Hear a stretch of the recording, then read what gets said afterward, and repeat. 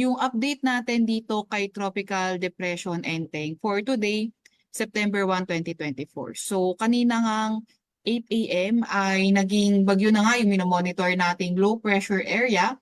At kaninang alas 10 ng umaga, yung location niya ay nasa may 150 kilometers east ng Katarman, Northern Samar.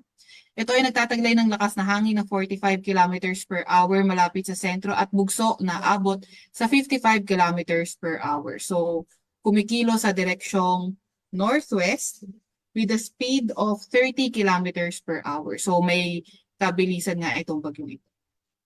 And then kung may kita nga natin, ito yung ating track, itong kay Enteng. So, inaasahan natin after 24 hours or 8 a.m. tomorrow, 190 kilometers east ng Baler, Aurora.